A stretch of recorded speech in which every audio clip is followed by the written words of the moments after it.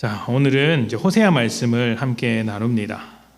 호세아는 절절한 하나님의 마음을 호세아의 결혼 생활에 담아서 표현한 책입니다. 읽기는 좀 쉽고 다른 책에 비해서 조금 짧은 내용이긴 한데 신학자들 사이에서는 굉장히 난해한 이렇게 책으로 읽혀집니다. 왜냐하면 상징적인 언어, 시적인 언어 이런 것들이 많기 때문에 쉽지만은 않은 책이죠. 성경에는 하나님의 마음을 표현하는 극적인 장치들이 많이 있습니다. 어떤 선지자는 벌거벗고 길바닥 생활을 한 사람도 있고 또 어떤 사람은 부정한 것들을 이제 찾아서 먹는 일도 있었습니다. 이것은 일종의 퍼포먼스라고 할 수 있는데요. 이렇게 강력한 퍼포먼스를 통해서 이스라엘 백성에게 아주 메시지를 전하고자 했던 것이죠. 이런 여러 가지 퍼포먼스 중에서 호세아는 결혼 생활로서 하나님의 메시지를 전달했던 것입니다. 호세아에게 요구된 결혼 생활은 이 호세아 당사자 입장에서는 굉장히 충격적인 것이었습니다. 왜냐하면 하나님께서 결혼하라고 정해주신 그 배우자 고멜이라는 여인이 아주 음란한 생활을 하던 사람이었기 때문입니다. 예나 지금이나 좋은 가정을 꿈꾸는 사람은 좋은 배우자를 얻기 원합니다. 여러분들은 다 좋은 배우자이시죠? 네, 회개합시다. 자, 그런데 고멜은 밖으로 다니기를 좋아했던 여인이었습니다.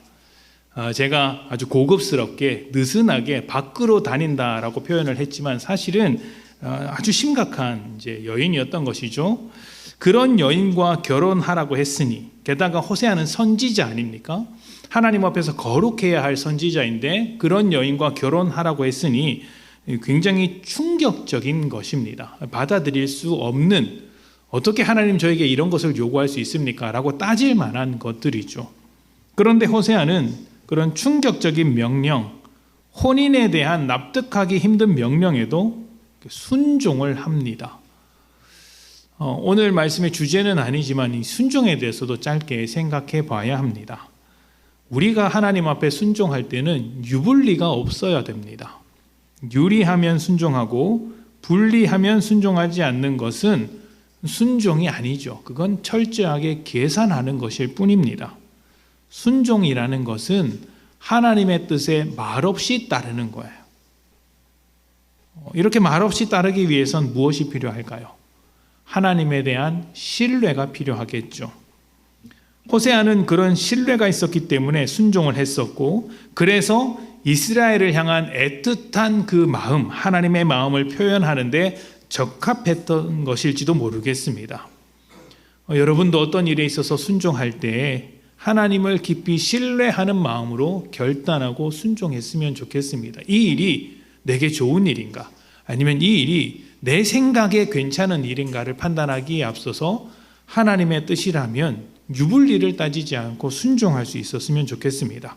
그렇게 하나님을 신뢰하는 마음으로 순종할 때 여러분을 통해 하나님께서 어떤 일을 이루어 가실 것입니다. 자, 본론으로 들어가서 오늘 말씀은 이스라엘 백성과 이스라엘 백성을 가르쳐야 할 제사장들에 대한 이야기입니다. 특히 이 제사장들에게 강력하게 하시는 말씀이에요.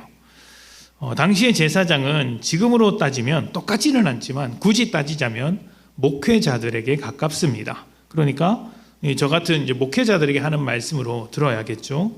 그러나 백성들 전체를 향한 메시지를 포함하고 있는 데다가 신약 교회로 넘어와서 신약 시대로 넘어오면 우리 모든 성도들은 왕 같은 제사장으로 부름받은 사람이기 때문에 단순히 목회자만이 아니라 우리 모두가 들어야 할 말씀으로 받으셨으면 좋겠습니다. 자, 호세아 4장 1절부터 보겠습니다. 호세아 4장 1절부터 5절 제가 봉독합니다. 이스라엘 자손들아, 여호와의 말씀을 들으라. 여호와께서 이 땅 주민과 논쟁하시나니 이 땅에는 진실도 없고 인애도 없고 하나님을 아는 지식도 없고 오직 저주와 속임과 살인과 도둑질과 간음뿐이요 포악하여 피가 피를 뒤이음이라. 그러므로 이 땅이 슬퍼하며 거기 사는 자와 들짐승과 공중에 나는 새가 다 쇠잔할 것이요 바다의 고기도 없어지리라. 그러나 어떤 사람이든지 다투지도 말며 책망하지도 말라. 내 백성들이 제사장과 다투는 자처럼 되었음이니라. 너는 낮에 넘어지겠고 너와 함께 있는 선지자는 밤에 넘어지리라. 내가 내 어머니를 멸하리라. 아멘. 이스라엘 백성에게는 1절에 보면 진실도 없고 인애도 없다고 합니다. 특히 하나님을 아는 지식이 없다고 하죠. 하나님을 아는 지식이 없다는 것, 하나님의 지식에 대해서는 뒤에 조금 더 살펴보겠습니다만, 이 하나님을 아는 지식이 없다는 말은 하나님과 아무런 상관없이 살아간다는 뜻이에요. 하나님과 아무런 상관이 없다. 그래서 나온 결과가 무엇입니까? 그 땅에는 오직 저주와 속임수와 살인과 도둑질 가는뿐이고 포악하여서 피가 이 뒤를 잇고 있다. 피가 피를 뒤를 잇고 있다. 아주 비인간적인 삶을 살고 있더라는 것이에요. 게다가 그 비인간적인 삶이 어디까지 영향을 미칩니까? 거기 사는 자, 그러니까 이스라엘 백성이 아니지만 그 이스라엘 백성들 가운데서 살아가는 또 다른 사람들 뿐만 아니라 들짐승, 공중에 나는 새, 그리고 바다의 고기, 그러니까 모든 피조 세계가 함께 영향을 받게 되었다라는 거예요. 이스라엘 백성이 하나님을 아는 지식이 없이 살아갔던 그 비인간적인 삶이 자신들의 삶을 파괴할 뿐만 아니라 그 주변 모든 세상마저도 파괴하고 있는 것이죠. 근데 이렇게 된 것이 무엇 때문이라는 것입니까? 하나님을 아는 지식이 없어서이고 우상을 쫓아간 결과라는 것입니다. 하나님의 백성이라는 이름과 달리 이스라엘은 전 역사를 통틀어 하나님보다 우상을 압도적으로 많이 쫓아갔습니다. 우상을 쫓아가는 역사 속에서 하나님이 간간히 그들에게 말씀을 주셨고 그들이 정신을 차렸던 것이죠. 그런데 우상을 쫓아갔다고 해서 하나님을 완전히 버린 것은 또 아니었습니다. 이스라엘의 우상 숭배는 일종의 혼합주의에 가깝습니다. 하나님도 섬기고 우상도 섬겼던 것이죠. 그러다 보니 이렇게 혼합이 되어서 하나님을 우상처럼 섬기고 하나님을 우상화 시켜서 따르게 되었습니다. 우상을 섬기는 것에는 여러분 혼합이라는 것이 없습니다. 하나님과 우상을 섬길 때 혼합이라는 것이 섬기죠. 왜냐하면 우상이 가지고 있는 특징 때문에 그렇습니다. 우상의 특징이 무엇이냐면 살아있는 인격으로서의 존재가 아니기 때문에 뜻이 없습니다. 우상에게는 뜻이 없습니다. 그래서 사람들은 자기의 욕망으로 대표되는 뜻, 자기 뜻을 우상에다가 심습니다. 그리고 어떻게 합니까? 우상에게 잘 부탁하기 위해 정성을 들이죠. 그 우상이 어떤 뜻을 가지고 있는지는 중요하지 않습니다. 내 뜻을 가지고 우상에게 투영시켜서 그 우상을 통해서 내 뜻이 이루어지기를 바라고 지극정성을 드립니다. 모든 우상이 그렇습니다. 자, 그런데 하나님은 뜻을 가지고 계십니다. 그래서 우리는 하나님의 뜻을 구해야 합니다. 내 뜻을 주장하지 않고 하나님의 뜻을 구하는 것이죠. 그런데 이스라엘 백성이 어떻게 했다는 겁니까? 하나님을 우상처럼 만들었습니다. 하나님의 뜻을 지워버리고 내 뜻을 하나님께 주장하기 시작했다는 거예요. 그러면 뭐만 남습니까? 하나님께 이렇게 지극정성을 드렸습니다. 그런데 왜 하나님은 내 뜻을 안 들어주십니까만 남는 거예요. 하나님을 우상 취급한 것이죠. 이게 이제 혼합주의인 거예요. 우상은 혼합이 없어요. 왜냐하면 다 자기 뜻을 주장하는 것이기 때문에 이 신을 섬기든 저 신을 섬기든 다 자기 뜻만 있는 거예요. 문제가 없어요. 그러나 하나님은 하나님의 뜻을 구해야 하기 때문에 뒤섞이면 우상처럼 변해버린다는 것입니다. 자, 계속 봅시다. 호세아 4장 6절입니다. 내 백성이 지식이 없으므로 망하는도다. 내가 지식을 버렸으니 나도 너를 버려 내 제사장이 되지 못하게 할 것이요 내가 내 하나님의 율법을 잊었으니 나도 내 자녀들을 잊어버리리라. 아멘. 자, 이 말씀은 지금 누구에게 하시는 말씀일까요? 제사장에게 하는 말씀입니다. 네가 지식을 버렸으니 나도 너를 버려 나의 제사장이 되지 못하게 할 것이다. 거예요.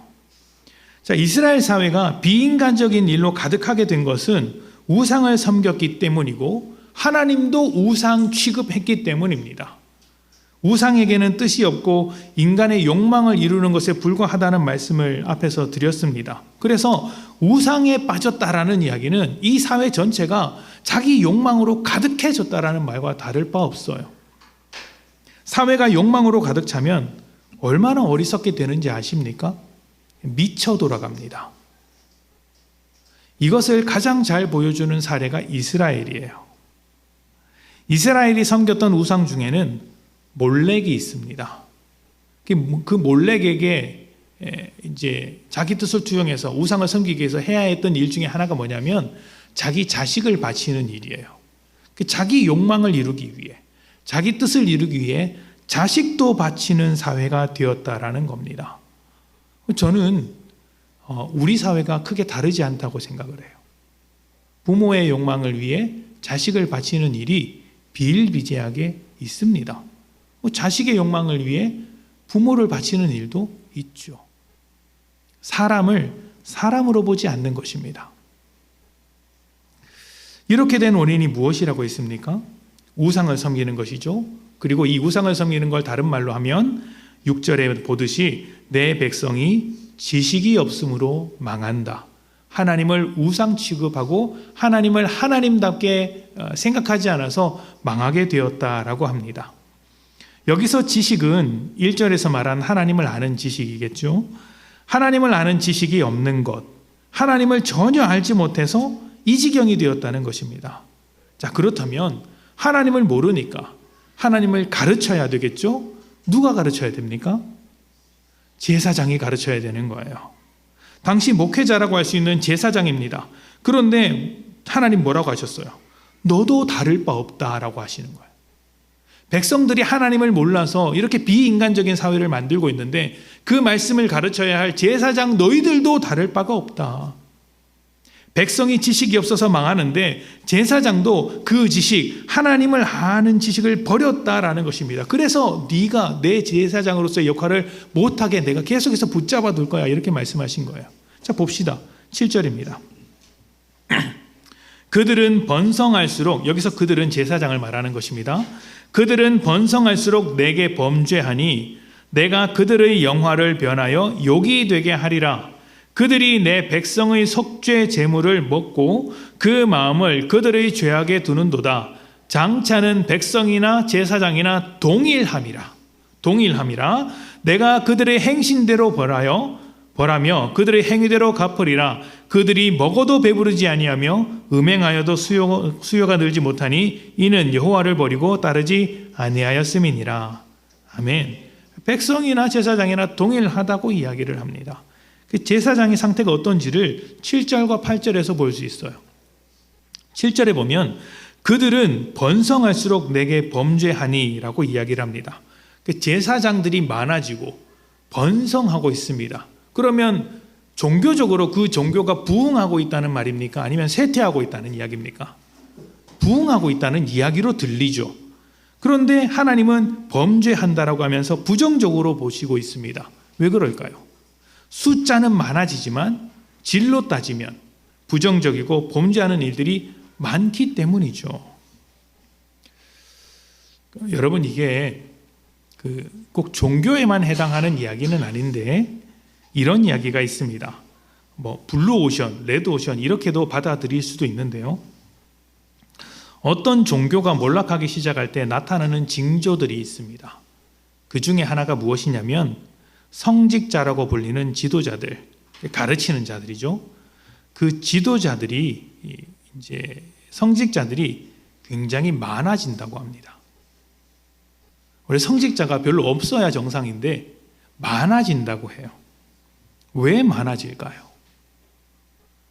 하나님께 소명을 받아서, 부르심을 받아서 헌신하는 자들이 많아지는 것이라면 참 감사한 일인데 꼭 그렇지 않아서 문제인 겁니다. 왜 많아지냐면 성직자가 되는 게, 목사가 되는 게 장사가 되기 때문입니다. 그러니까 많아지는 거예요. 장사가 된다는 것이 꼭 돈을 많이 번다라는 것만 말하는 게 아니에요. 자기 욕망의 배출구가 될 수 있다는 것입니다. 누군가는 앞에 나서는 걸 좋아해서 목회자가 되는 경우도 있겠죠. 또 누군가는 권위자가 되기 위해서 높은 자리에 올라가는 그런 어떤 공명심이나 권위에 대한 어떤 욕망을 담아서 목회자가 될 수도 있습니다. 누군가는 앞에서 말씀드린 대로 말 그대로 돈이 좋아서 뭔가 사업이 되는 것 같아서 목회자가 되는 사람도 있을 것입니다. 그래서 8절에 보면 하나님이 뭐라고 말씀하시냐면 백성의 속죄 제물을 먹고 그 마음을 그들의 죄악에 둔다라고 표현하고 있어요. 그들의 속죄 제물을 먹고 그들의 마음, 그 속죄 제물을 가져오는 백성들의 마음을 여전히 죄악에 둔다라고 하는 거예요. 이게 무슨 말이냐면 이런 뜻입니다. 제사장들은 백성들이 가져오는 제물로 생계를 이어갔습니다. 그렇다면 백성들이 죄를 많이 지으면 어떻게 되겠습니까? 제사를 많이 드리겠죠? 제사를 많이 드리면 제물이 많이 들어올 것 아닙니까? 그럼 그 제물을 누가 갖습니까? 그 중에 일부를 제사장이 갖습니다.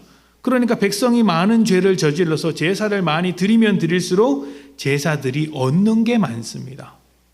반대로 제사장들이 말씀을 잘 가르쳐서 백성들이 죄를 짓지 않으면, 회개할 일이 없으면 어떻게 될까요? 제사를 드리지 않고 제물도 점점 줄어들게 됩니다. 제사장들이 얻는 게 없어집니다. 이게 참 아이러니하죠? 그런데 이 지점에서 제사장의 중심이 탄로나는 거예요.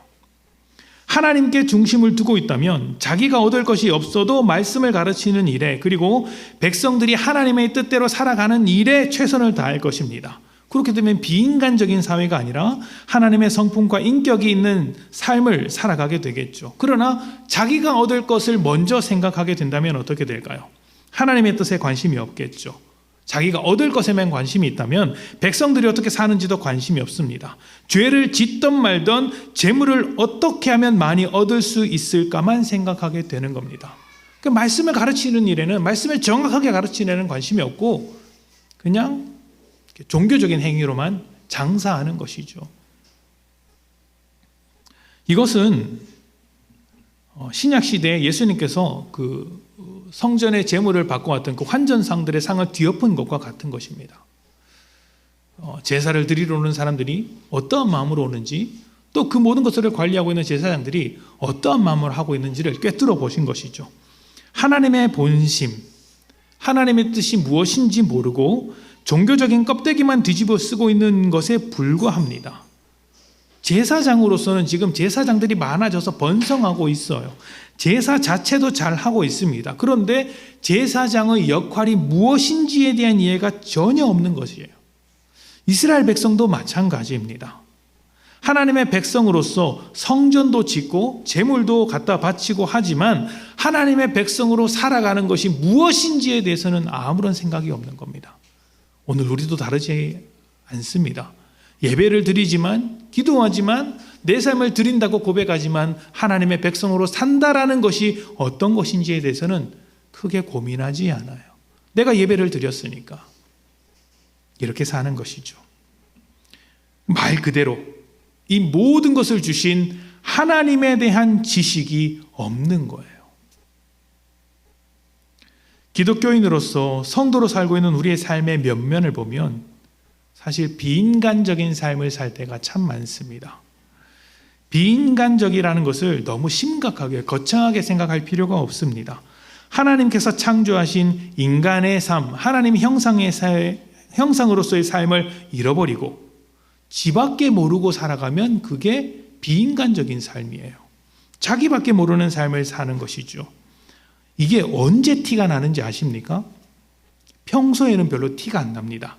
내가 약할 때, 내 주장을 할 수 없을 때는 티가 안 납니다. 내가 함부로 나댔다가, 과시했다가 다른 사람으로부터 공격을 당할 수 있으니까. 이 비인간성은 언제 티가 나냐면 힘이 있을 때 티가 납니다. 명분과 정의와 권력이 내게 있을 때 티가 나는 거예요. 여러분, 여러분의 가정은 부부싸움을 안 하시죠? 저희 가정은 가끔씩 합니다. 가끔씩 해야 가정의 활기가 이렇게 돋습니다.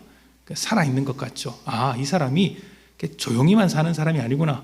그래, 우리 스포츠 하듯이 한번 합시다. 이렇게. 네, 이상하죠? 뭐 그렇게 합니다.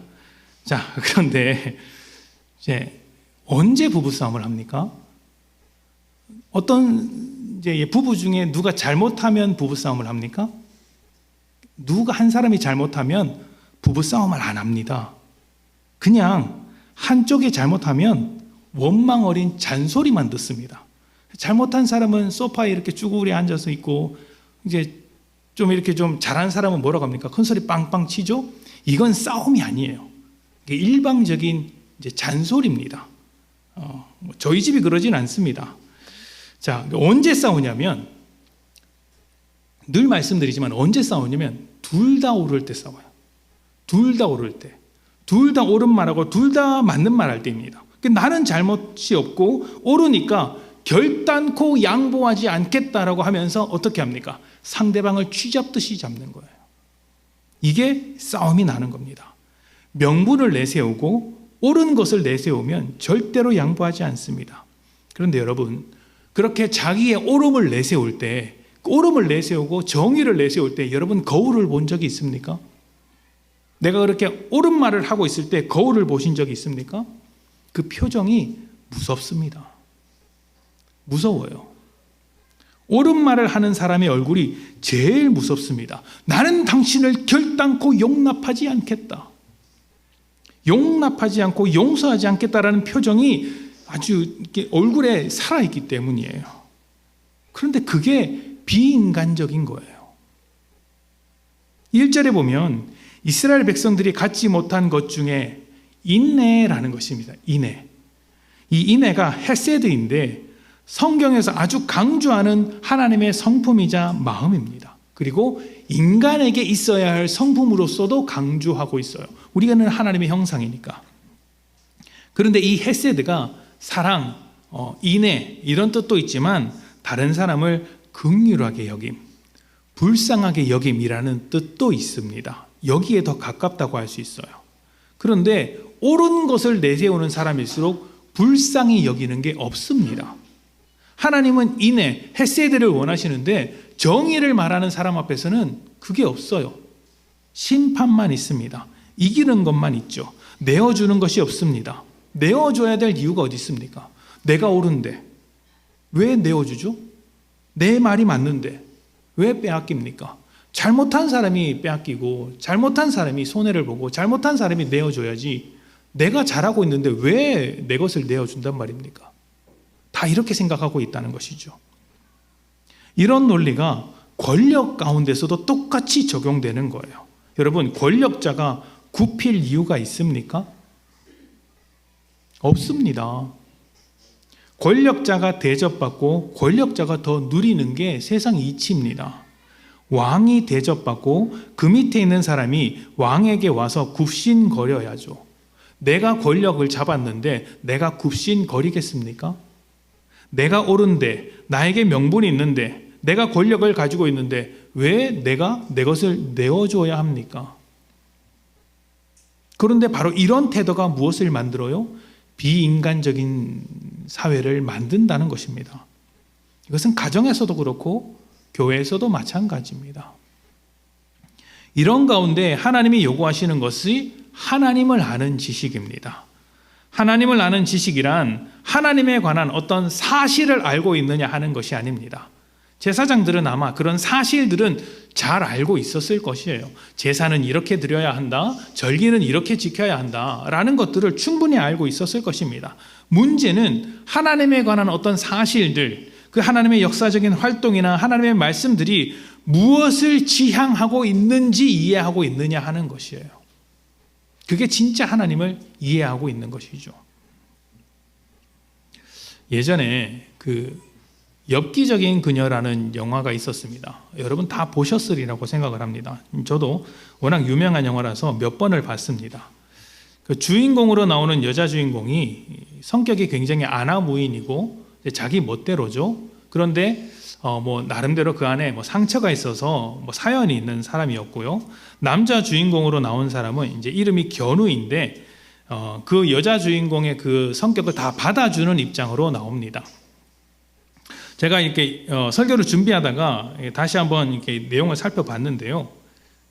저는 처음 알았어요. 여자 주인공의 이름이 단 한 번도 나오지 않았습니다. 그냥 그녀 이렇게 나오죠. 남자 주인공은 견우라고 하는데 여자 주인공은 저는 직녀인 줄 알았어요.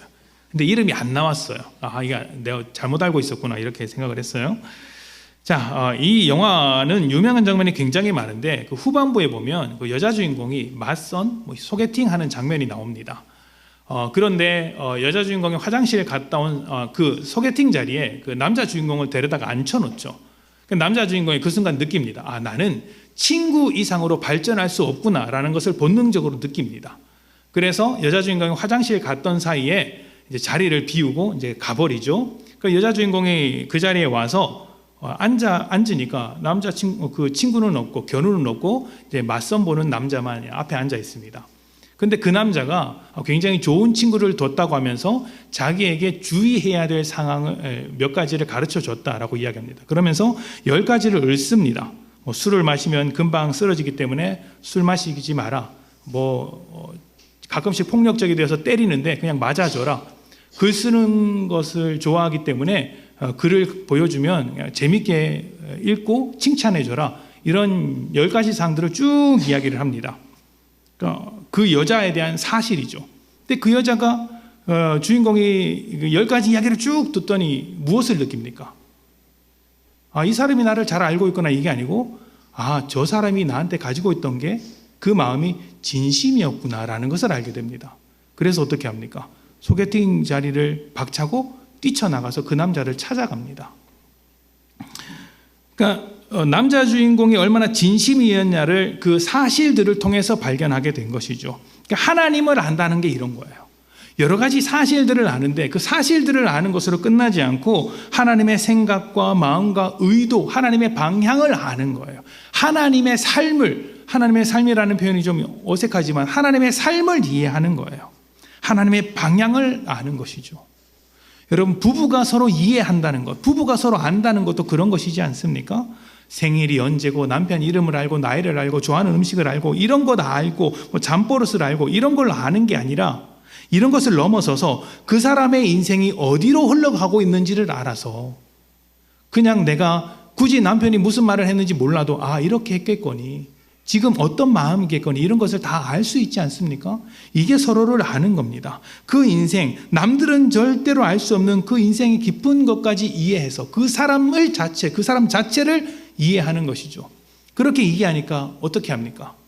남들이 모르지만 나만이 알 수 있는 것들이 있어서 조심을 하잖아요. 이렇게 행동하면 남편이나 아내가 불편해하니까 조심합니다. 그게 이해하는 거예요. 여러분은 안 그럽니까? 그럴 겁니다. 밀접한 관계이기 때문에 아는 겁니다. 하나님께서 백성들과 제사장들에게 하나님을 아는 지식이 없다고 한탄하시는 이유가 바로 여기에 있습니다. 나는 너희의 하나님이고 내가 너희를 가나안 땅으로 인도해 왔다. 내가 너희 중에서 왕을 세웠고 너희 중에 제사장을 세웠다. 그런데 너희 중에 아무도 내 뜻을 따라 살아가는 사람이 없다. 내 백성이라고 이야기하는데 내가 원하는 삶을 사는 사람이 하나도 없다. 내가 왜 이렇게까지 일하고 있는지 이해하는 사람이 단 한 사람도 없다. 겉으로는 내 백성, 내 제사장, 내 왕이라고 하면서 아무도 내가 가리키고 있는 그 방향으로 나아가지 않는다. 이렇게 말씀하시는 거예요. 그래서 뭐라고 하십니까? 제발 내가 이렇게까지 하고 있는 것을 좀 이해해다오. 알아다오. 내가 너희를 위해서 이렇게 일하고 있는 것을 좀 알아다오. 내 사랑을 받아다오 하는 것이죠. 하나님을 좀 알아다. 하나님을 아는 지식을 가져라. 이렇게 말씀하시는 것입니다. 그렇다면 하나님은 우리에게 어떻게 일하셨습니까? 우리는 명분이 있고 정의가 있고 권력이 있을 때, 힘이 있을 때 표정이 사나워졌습니다. 상대방을 굴복시키려고 했죠. 그런데 하나님은 어떻게 하셨습니까? 헤세드 하셨습니다. 우리가 죄를 지었고 하나님은 여전히 정의로우시며 명분을 가지시고 세상을 창조하신 권력자로 있으심에도 불구하고 우리를 불쌍히 여기셔서 우리를 구원하시기 위해 이리저리 뛰어다니셨습니다. 그리고 그 끝에 우리를 대신하여 종된 모습으로 오셔서 십자가에 달려 죽으셨습니다. 명분이 있으신 하나님께서 명분이 없는 우리를 위해 양보하셨습니다. 정의로운 하나님이 정의롭지 못한 우리를 위해 고난받으셨습니다. 세상의 창조주이자 모든 권력자보다 높으신 하나님께서 피조물에 불과한 우리를 위해 죽으셨습니다. 여러분 한번 가만히 생각해 보십시오. 하나님께서 우리를 불쌍히 여기셔야 할 이유가 있습니까? 여러분 모기 한 마리가 이렇게 날아와서 팔에 딱 앉아가지고 여러분의 피를 쪽쪽 빨아먹는다고 생각해 보십시오. 이거 눈앞에 빨아먹고 있어요. 그럼 여러분 어떻게 하시겠습니까? 빨리 탁 잡아야 되지 않습니까? 모기를 보면서 헤세드의 마음으로 내 피를 빨아먹거라 할렐루야 이렇게 하시는 분이 계십니까? 계시다면 그분이 목사를 하십시오. 저는 못합니다.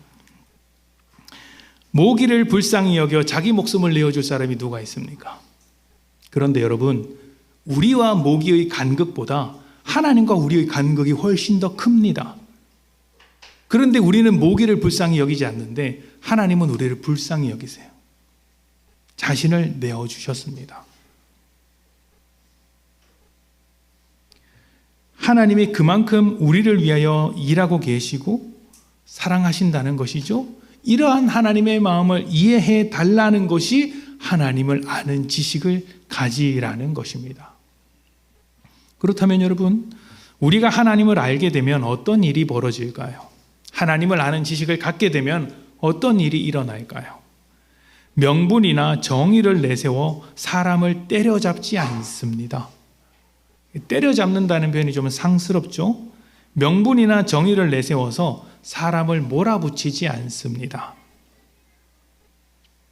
하나님의 뜻이 사람에게 있고 사람을 회복시키는 것에 있고 사람을 구원시키는 것에 있기 때문에 명분이 있음에도 품습니다. 양보합니다. 권력을 잡으면 어떻게 해야 합니까? 하나님처럼 해야 합니다. 하나님은 우리를 위해 종과 같은 모습으로 오셨습니다. 그 세상에서 어떠한 권력을 잡았다면 가정에서 주도권을 잡을 수도 있고요. 사람들 사이에서 어떤 주도권을 잡을 수도 있겠죠. 권력을 잡게 되었다면 그 권력을 종처럼 사용해야 합니다. 그러니까 다른 가족, 다른 친구, 다른 이웃을 먼저 섬기는 자가 되어야 하는 것이죠. 교회에서도 마찬가지입니다. 목회자든 직분자든 여러분 머리 숙여야 합니다. 잘못한 것이 없어도 잘못한 것이 있는 것처럼 목소리를 낮추는 것이죠. 뭘 잘못해서가 아닙니다. 하나님을 본받아서 더 잘하기 위해서 그렇게 하는 거예요. 더 잘하기 위해서. 누가 잘못했느냐를 따지는 것은 공격하기 위한 것에 불과합니다. 우리는 누가 더 잘못했냐 따지는 사람들이 아니에요. 그 따져봐야 다 죄인이라서 의미 없습니다. 뭘 따져야 되는 거예요? 누가 더 잘하고 있는가? 누가 더 하나님을 닮아가고 있는가? 누가 더 선을 이루어가고 있는가? 이런 것을 가지고 따져야 하는 거예요. 누가 하나님을 더 따라갈 것인가? 이것이 하나님을 진정으로 알고 있는 사람들의 삶이라는 것이죠. 하나님을 아는 지식이 없으면 여러분, 하나님께서 가시는 방향과 함께 가지 않습니다. 하나님께서 가시는 방향과 함께 가지 않으면 우리의 길은 비인간적인 길이 되고 망하는 길이 될 것입니다. 이런 길은 우리도 싫어하겠지만 하나님도 정말 싫어하시는 것입니다. 하나님께서 우리를 어떻게 사랑하셨는지를 기억하십시오. 그리고 그러한 하나님에 대한 지식을 반드시 품으시고 하나님과 같은 방향으로 걸어가시기를 축복합니다. 하나님과 함께 걸어가실 때 여러분의 모든 곳에서 하나님의 은혜와 축복, 사랑과 은혜가 넘칠 것입니다. 우리 함께 기도합시다.